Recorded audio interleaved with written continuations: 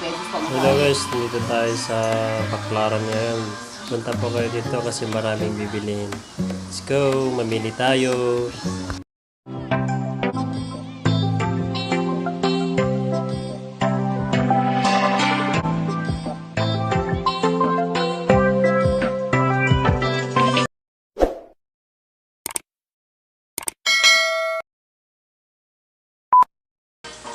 Hello guys, nandito po tayo sa Baclaran ngayon. Tayo ay mag-ikot-ikot. Titingnan natin yung maraming mabibili dito. Yan po, merong mga towel, damit, sapatos. Marami po dito. Mura lang po ang mga bilhin dito sa